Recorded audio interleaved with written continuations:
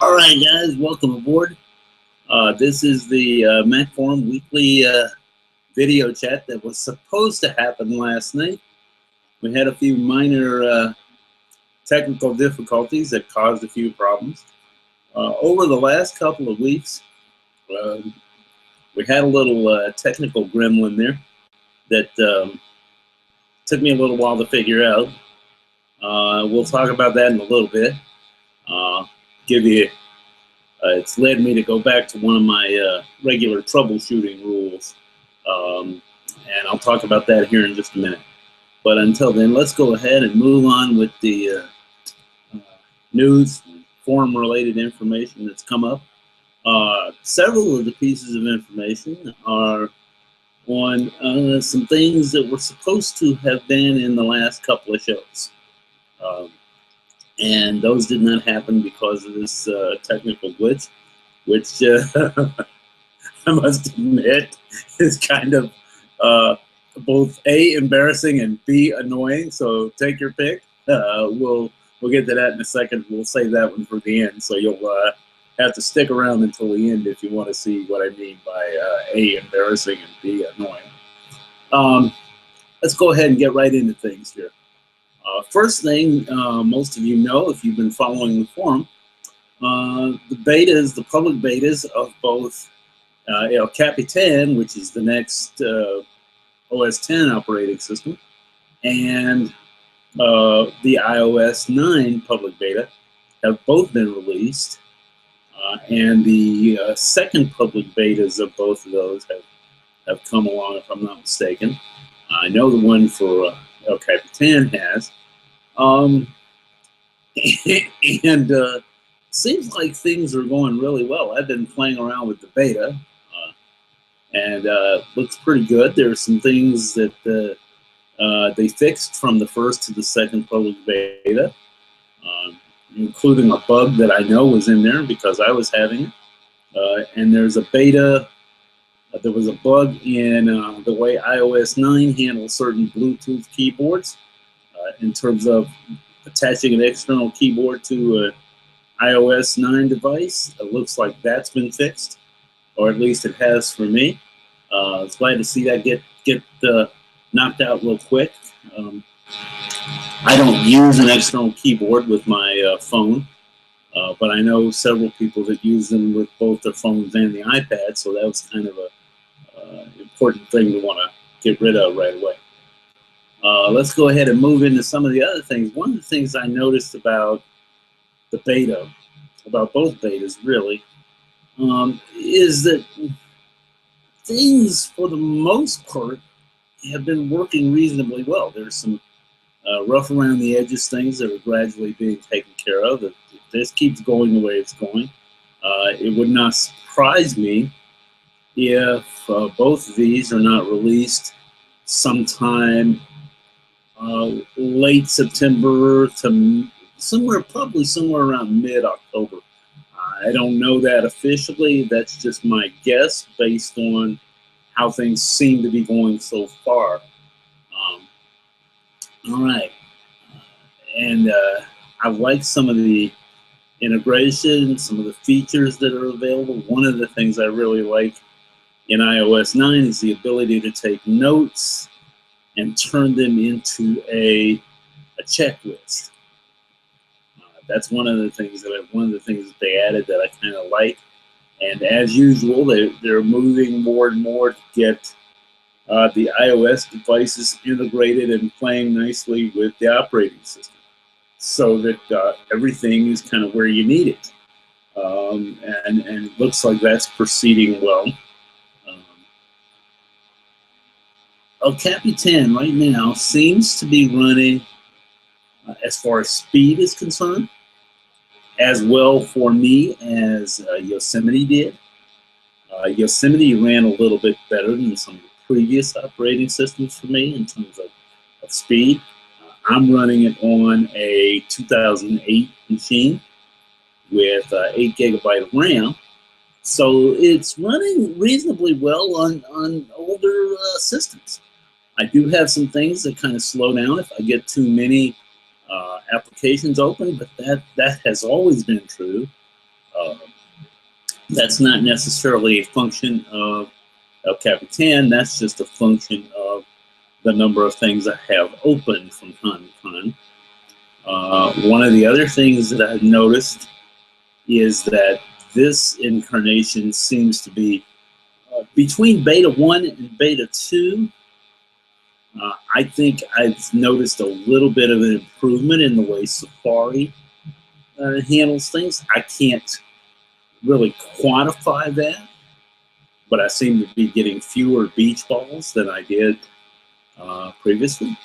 By the way, they made the little beach ball icon look a little bit better. Not that I really want to see the beach ball, but it seems to look a little bit better than it did in Yosemite. I'm liking playing around with El Capitan. I think the final release is probably going to be pretty good for most people.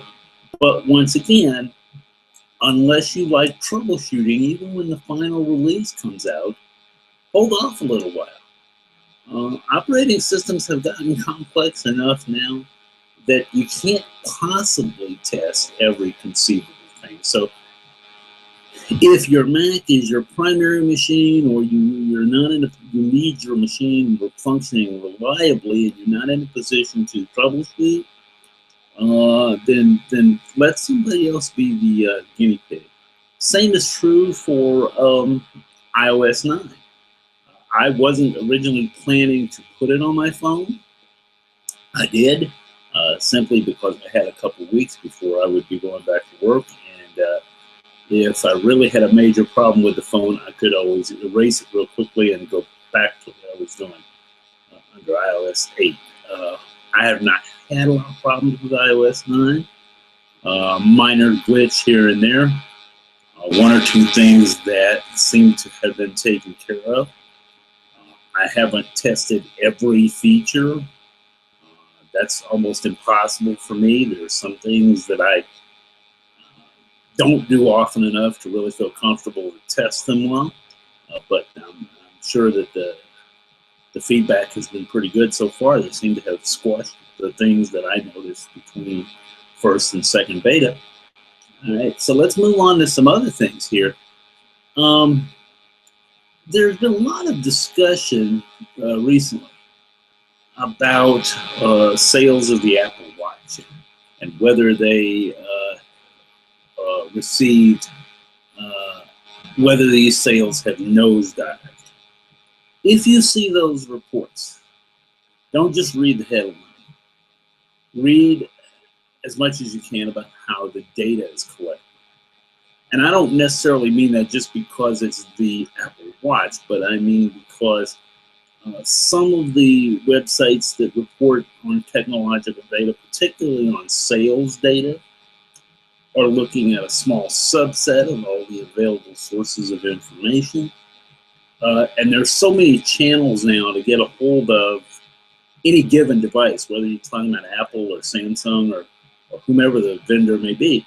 There's so many channels now that if you only look at certain outlets or certain vendors, you may not get the full picture. There's a good discussion of that over at an article that was on Cult of Mac a couple of weeks ago. I'll link to that in the show notes.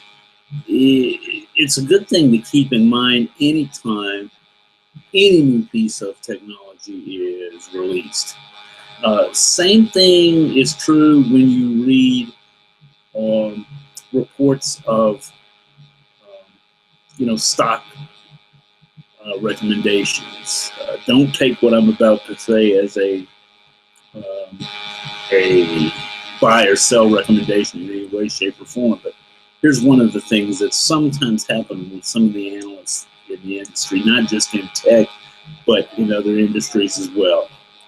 A company will make a projection of what they expect their sales in terms of number of units and in terms of revenue to be for a quarter. And let's just say that they project they're going to have an income of this previous quarter, they sold 40 million. So they project, say, 45 million, 50 million for the next quarter. And the quarter comes around, and instead of selling 45, they sell 42 million in revenue. And then the headline is, so-and-so did not meet expectations. Well, no, they didn't. But they still sold more than they had previously. So you have to be careful about that. And sometimes the expectations are unreasonable. I remember in what I like to call the bad old days, when you read a report just about every day that Apple was circling the bowl. For those of you who don't know, circling the bowl is a euphemism for basically about to basically drown and go under. There was some talk at the time that one of their problems was they kept releasing these sales figures that were not realistic, these sales projections that were not realistic. And a lot of times in the business world, perception equals reality. So when you set an expectation for a certain level and then you don't hit that, the headline becomes you didn't meet your expectations. It doesn't always become, were those expectations reasonable? How did your actual sales compare to previous? It's about expectations, and there's some discussion of a little bit of that in that Cult of Mac article. Our good friend Rob Lefevre, I've quoted him before over at Cult of Mac, has some interesting thoughts on different ways of sharing Apple Music playlists with your friends. Those of you who are moved into Apple Music, I haven't done the Apple Music subscription yet. I'm holding off on that one a little bit because, frankly, I don't have a lot of time to play through the music that I already have, much less make use of some of the social features that are in the new music system. There have been some issues with people's libraries and the new music system. Those seems to be kind of shaking out. I'm going to hold off a little while. I'm not doing the trial period right now. I think I'm going to wait. Maybe at Thanksgiving I may give it a shot. I'll have about a week or so when I can play around with it and see if I like it. Then over at 9 to 5 Mac, we see that they had a while back a French source suggesting there would be an iPod update coming soon, and you know that would be coming. There are still rumors of the iPad Pro, as well as a new variation of the Apple TV with a little more souped up hardware. These kinds of rumors, nothing against the sites that carry the rumor. I tend to believe them when I see the actual hardware. And that's because quite frequently the rumors are either wrong on the time frame or wrong in terms of what the final hardware will be. Some of this is based on some changes in iTunes 12.2 that some people have noticed. It's as I say, I think I'm going to wait and see. There's always something around the corner, something rumored around the corner. I still contend that I'd love to see some type of gizmo similar to the Apple TV or the like, running iTunes server or something that could be set up as an iTunes server easily.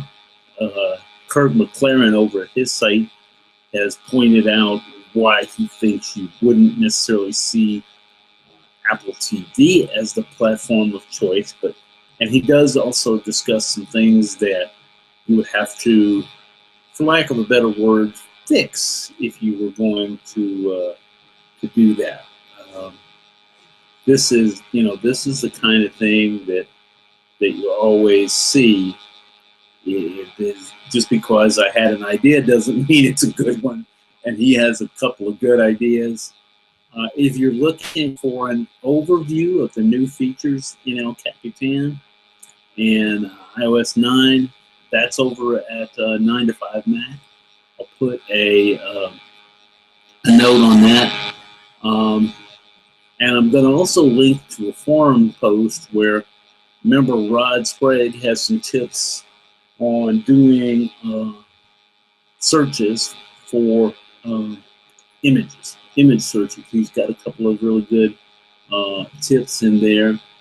And then also, there's a thread going, I'm going to link to in the forum. It was based on a report that IBM is going to start buying Mac products for its employees. And that, of course, spun off a thread in the forum about what this would mean. That part of the thread discussed what this would mean for Apple's presence in the corporate world. Would and his increased presence by IBM consultants, etc., prompt more corporate entities to have a higher presence of Macs within their system, within their enterprise. There are some good arguments made both ways.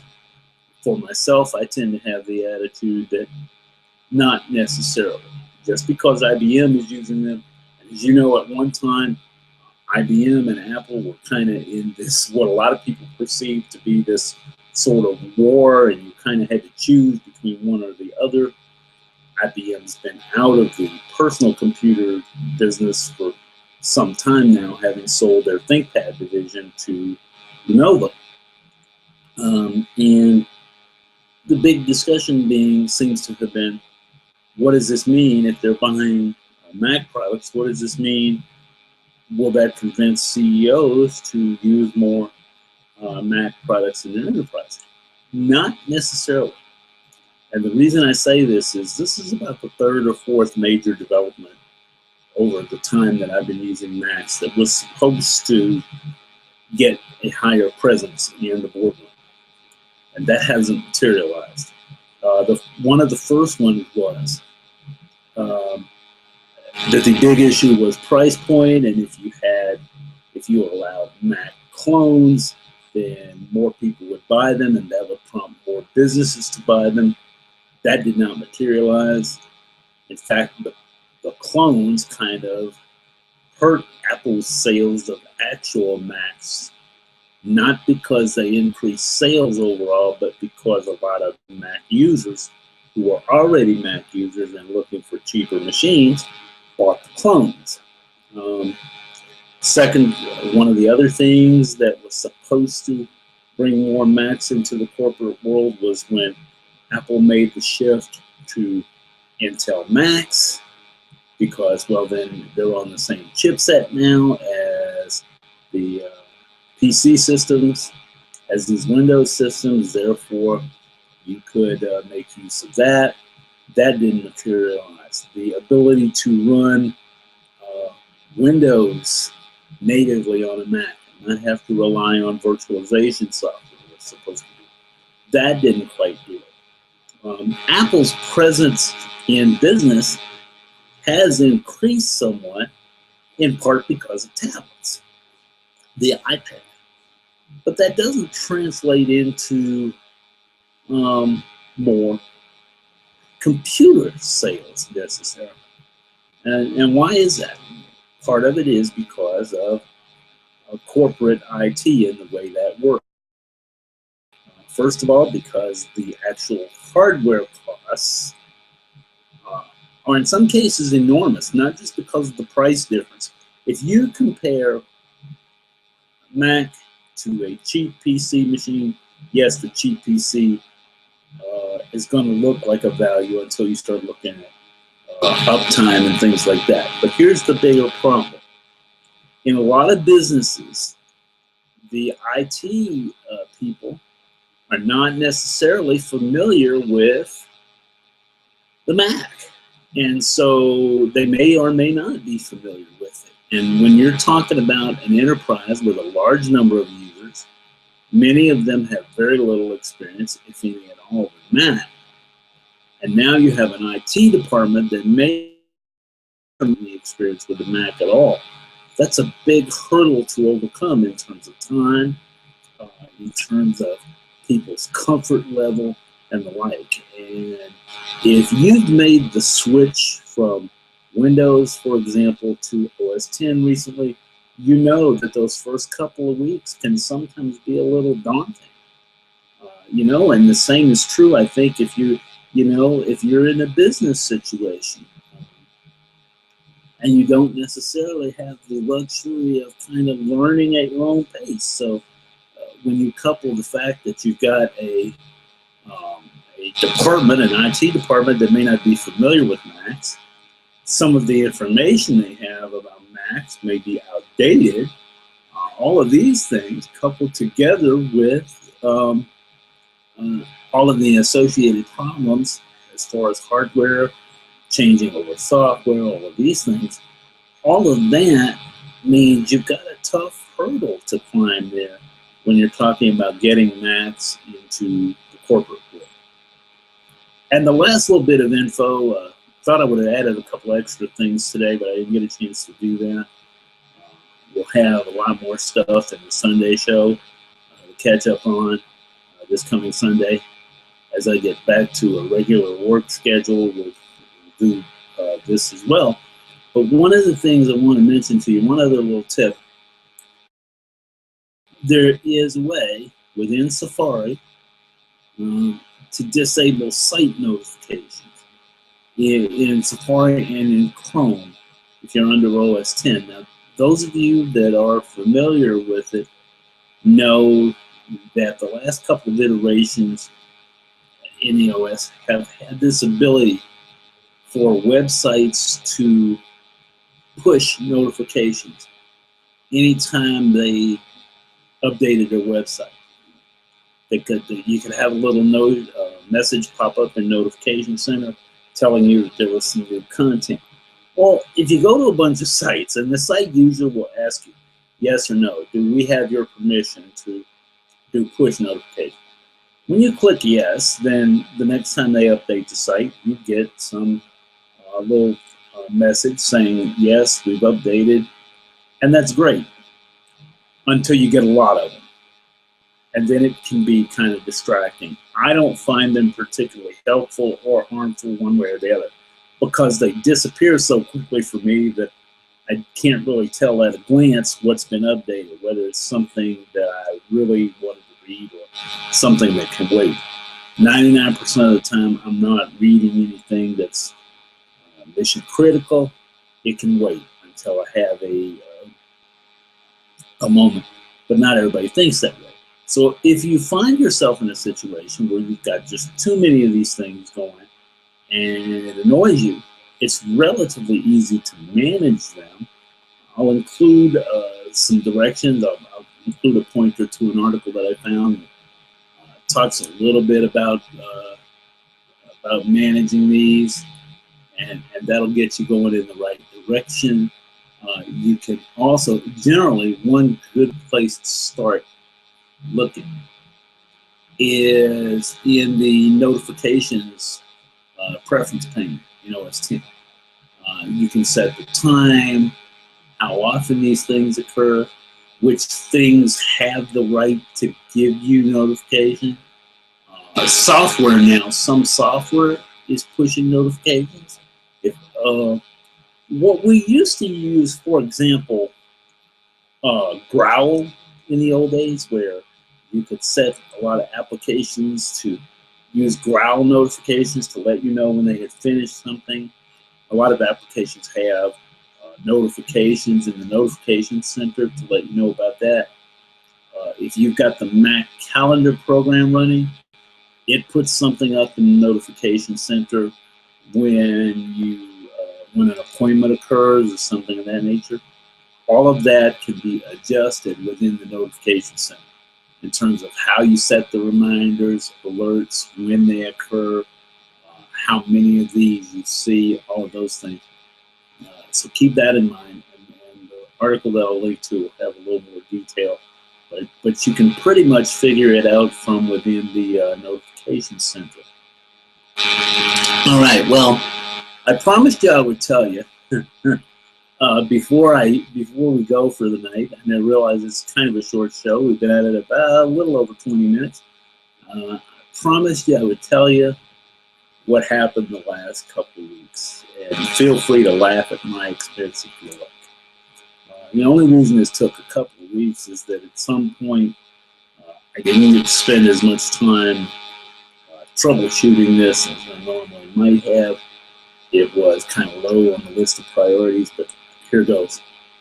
A couple weeks ago, I made a clone, time machine backup of my Yosemite installation, and I installed the El Capitan beta on my main drive, knowing that I had a couple of weeks before I had to go back to work.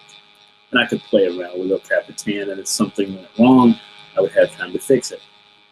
Well, the following Sunday night, right before time to do the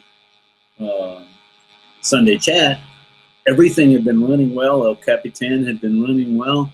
The bug that I had noticed was minor, and I had, turned that in the feedback, and everything's going smoothly. And I go to start the Google chat, and nothing. I get this thing that says, you gotta adjust this program. It's the usual thing that Google puts up about adjusting the program in preferences. You go into preferences, start looking around, do the procedure that they recommend on the site, and it doesn't work. And so I thought, okay, I'll get this fixed. Well, that Monday I didn't get a chance to fix it. And the following week, the same thing happened. Well, and I had tried messing with the preferences a little bit, still couldn't get it working.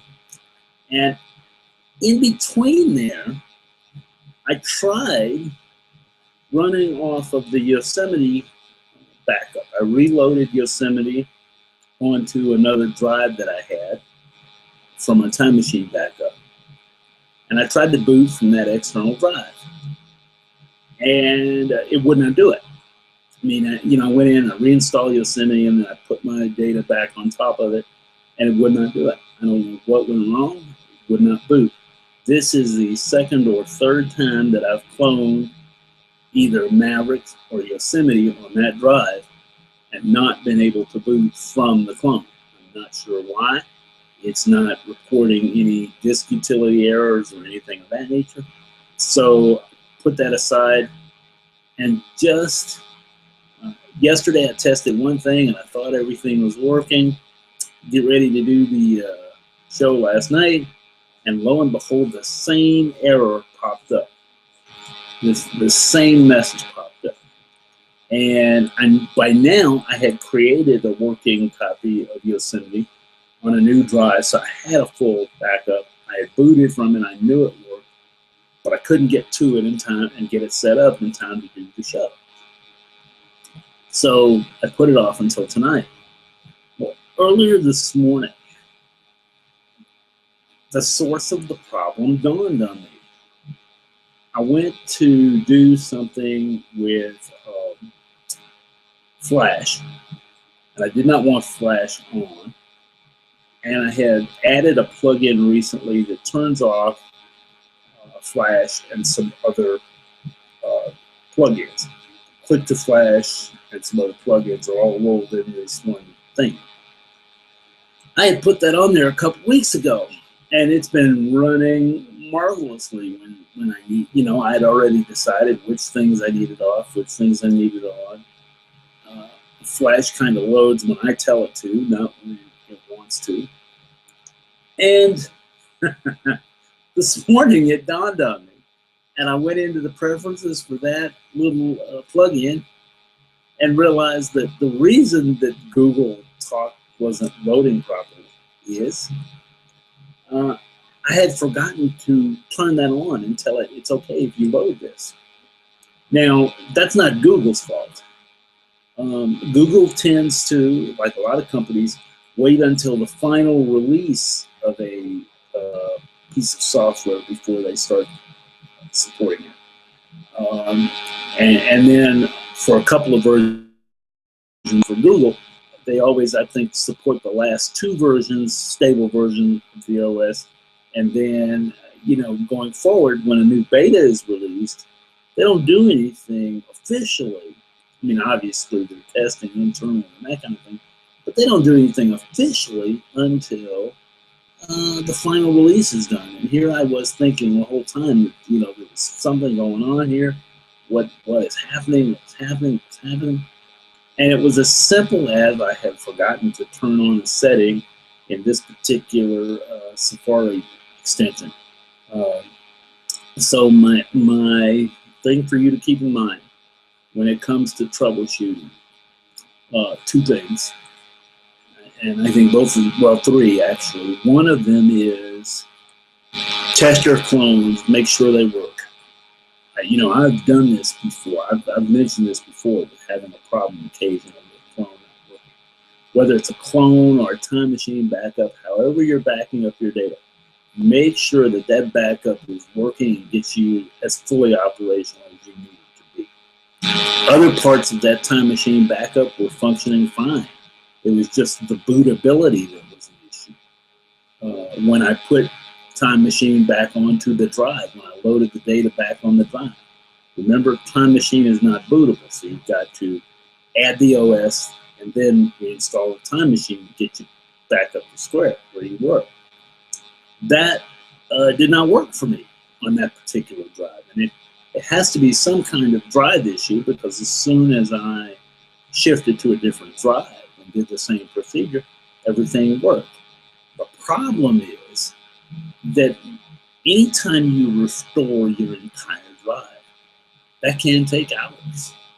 So, that's one of the things that I like about having a functioning clone.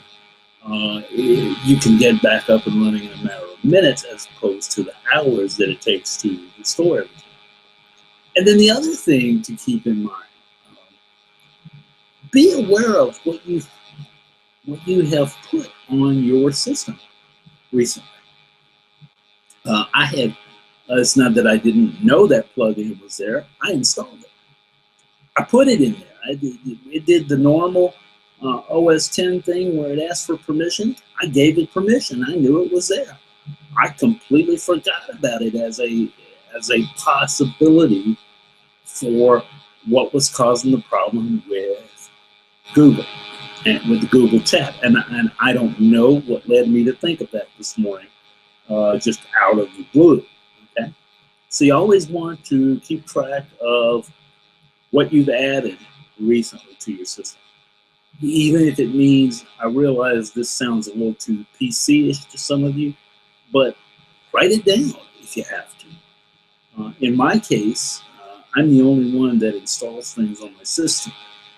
But I mean, if I forgot about it, what about households where more than one person has an admin password and could install software? You need to know what's been added. However you do it, put it on a notepad, however you do it, you want to have some kind of system to know what happened, what's been added recently. Because sometimes the very thing that's been added is the thing that is causing you to have issues with your system. And I kind of forgot that, and it caused me a bunch of headaches for 2 weeks. So you get to have a good laugh at my expense. My post in the forum will now have something to the effect of, do as I say do, not as I do. I completely forgot about having that little plug-in in there. But it's a good lesson to learn. I've had that happen before, where I forgot some detail of troubleshooting that I needed. It just goes to show you, no matter how long you've been doing this, you can always be stumped by something simple. I've made numerous troubleshooting mistakes. I've been using Macs since the early 90s and Apple IIs before that. So, I've done a lot of different troubleshooting, usually because of problems that I've caused But hey, you know, that's an issue for another couple of shows, and we won't tell my wife that because I can't admit such things. That's potentially dangerous. I can't admit to causing the problem in the computer. That's not that. No, you can't. No. But do keep that in mind when you're troubleshooting. Look for the simple things first. You know, not every troubleshooting issue that occurs is indicative that your Mac is having a major meltdown. Not everything that happens is an indication of a virus or some hardware meltdown. Sometimes it's as simple as a piece of software that's misbehaving or a setting that got changed that you completely forgot about. So do keep that in mind. As you work through your troubleshooting steps, start with the simple things and ask for help. If you don't know, you know, ask. There are a ton of people in the forum who are willing to be helpful and glad to help out. They have a ton of experience. And by putting our collective heads together, we can often figure out an answer or at least figure out what the next step should be. Well, that's going to just about do it for this week, folks. I'll come back next week with a lot more in the way of tips, tricks, etc. A lot more Apple news. We'll see what comes up. As I told you, you know, those rumors keep flying about new things being announced, Apple TV, etc., etc., etc., and other things. I'll keep you and hope that you've enjoyed this one. Hope you had a good laugh at my expense with the troubleshooting. I know I promised to do it this summer. Didn't quite get around to it, but in the next couple of days, I'm probably going to add a blog post with a product that I've been using for about a month now, that I kind of like. You'll see what I think of it, the good, the bad, and that should be interesting. I hope to have that up probably by the weekend, or have it at least ready for the other moderators to take a look at by then. Hope that you'll find that interesting. And until then, this has been your host, Sly Dude, on the forum, your Mac Forum weekly video chat. I will see you on our regularly scheduled Sunday show this coming Sunday, and we'll have a lot more information, and I hope to see you then.